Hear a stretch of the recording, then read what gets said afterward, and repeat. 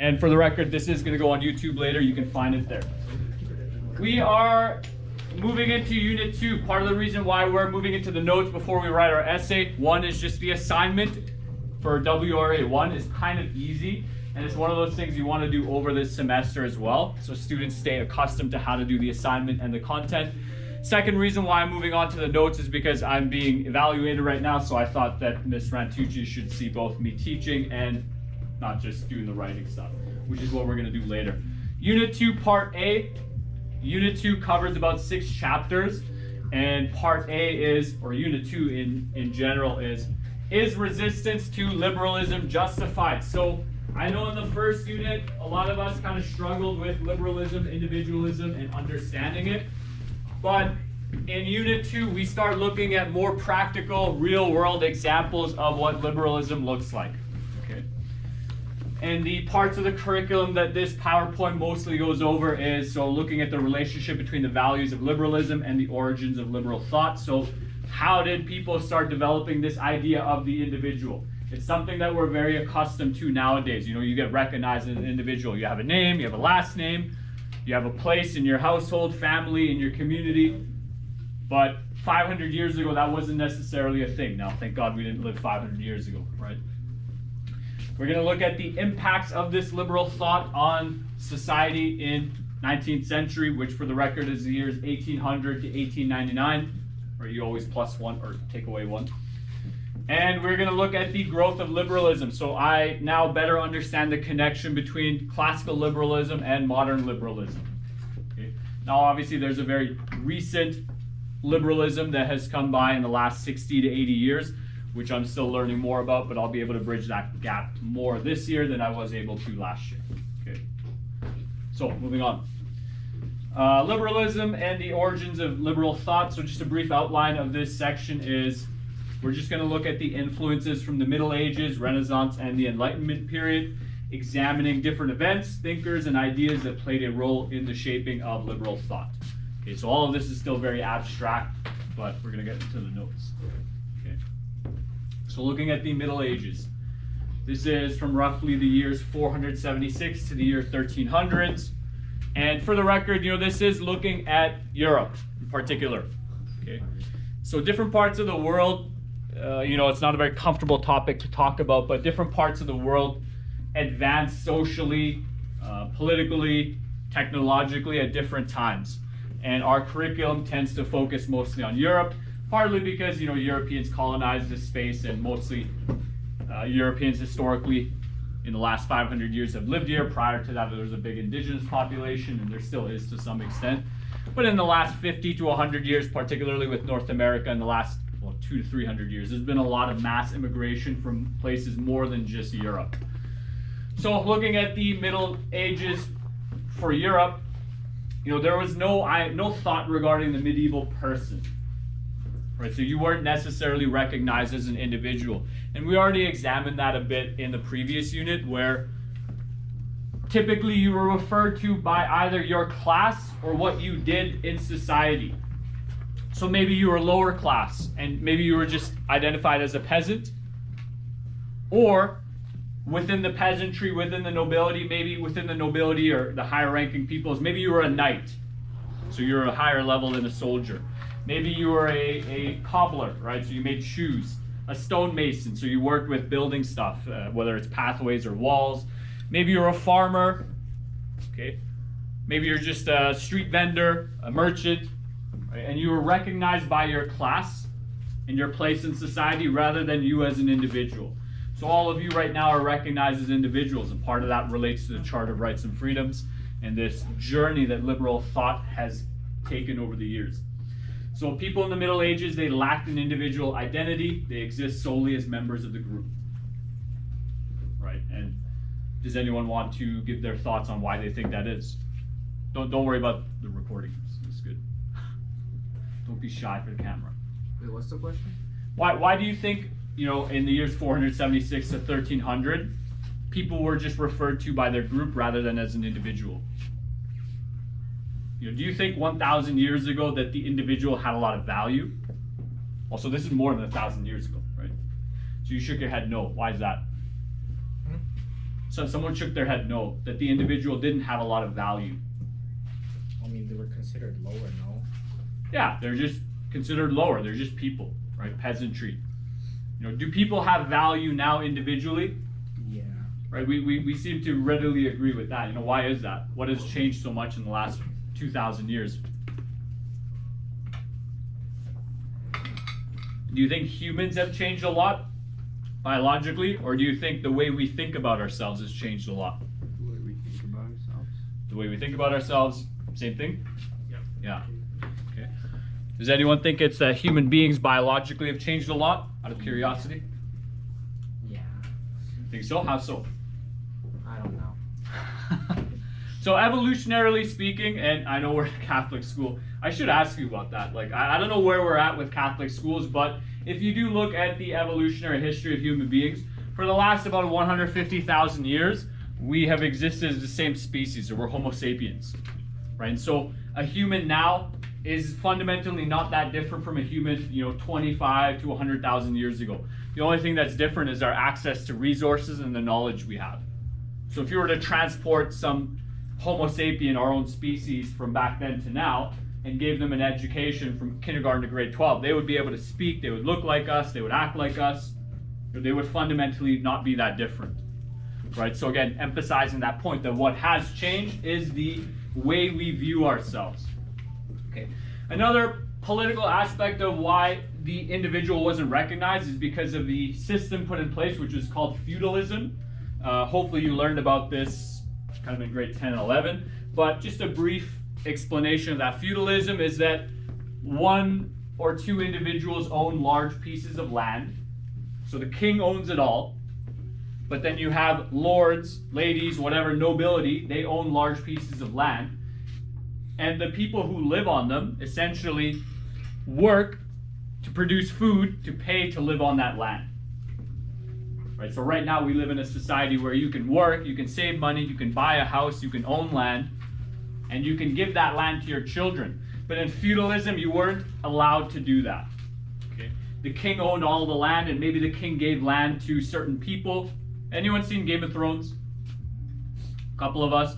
In that show, they really emphasize someone who helps the people who help the king out are given castles or certain areas of the country. But the majority of people are just peasants and they're unknown. Right? And any medieval show really emphasizes that. Right? So this last point, their labor was exchanged for protection and housing.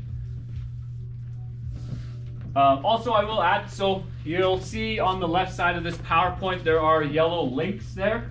So if you ever want to read more about what I was reading when I put that slide together, if you want the source, you can just click on that link. Okay. Some other related events during the Middle Ages, you have the fall of the Roman Empire, which is what brings the Dark Age. What is this? The fall of the Roman Empire is what began the Middle Ages. Okay, and the Roman Empire did exist to an extent through this time period. It also became the Holy Roman Empire as well when they started accepting more religion.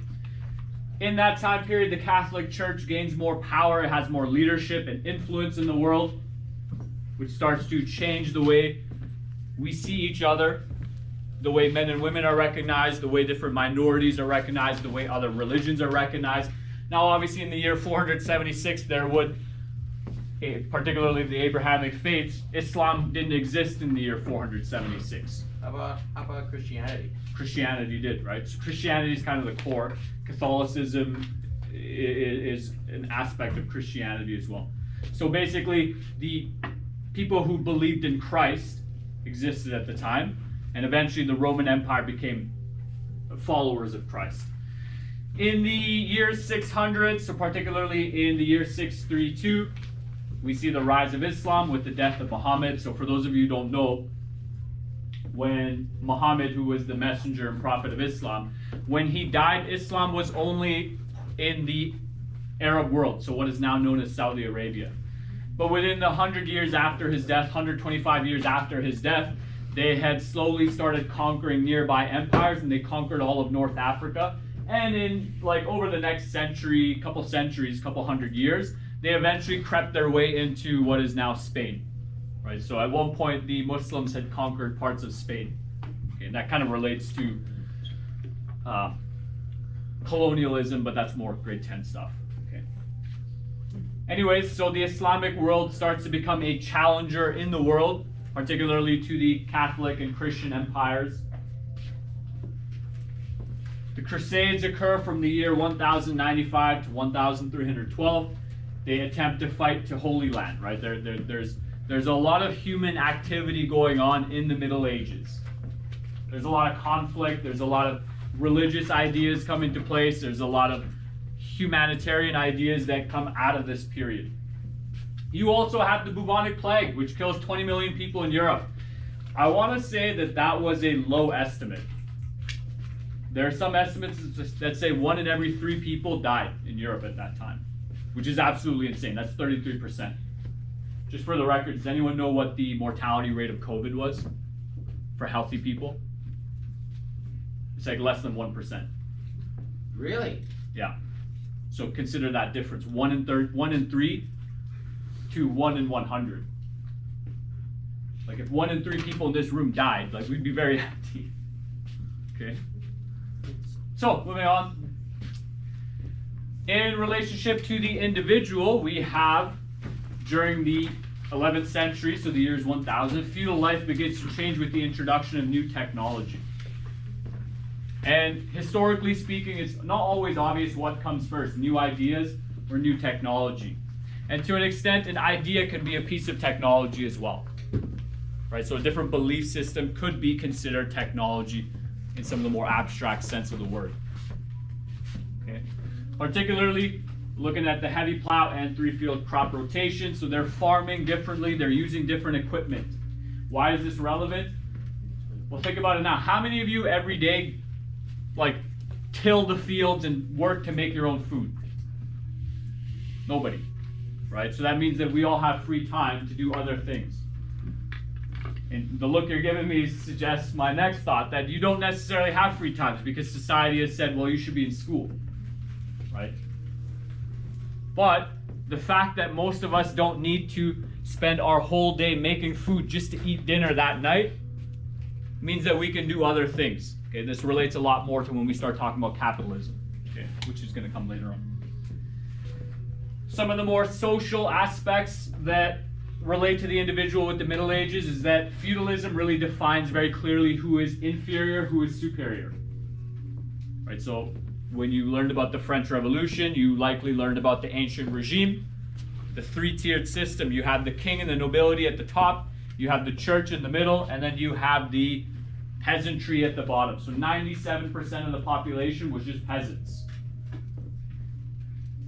And so how would you like it if the school identified you as peasants? Some of you wouldn't really care? That'd be insulting, yeah. It'd be insulting, right? Does it make you feel like you're equal? No. Does it make you feel that you're respected and valued? Not necessarily, right? And so, again, 1,000 years ago, humans weren't very fundamentally different. You know, they were still capable of understanding when they're being disrespected and not being valued. It's just that 1,000 years ago, you know, nobody really cared about your feelings. So even if you did feel disrespected and undervalued, like, well, you know, you were born a peasant, that's your fault. Clearly, right? So this separation of who is superior, who is inferior, causes new ideas of what the individual is and their participation in society. Right? So what is your role in society as, you know, a 16, 17, 18-year-old? What is your function in society as a human being? What should you be doing? You know, there's no obvious, clear answer to that question. Especially, you know, when there's a lot of free time available, how do you spend that time? What do you do? Right? And there are more ideas that come later about this. Okay. There's also artistic changes, and there's changes in language as well.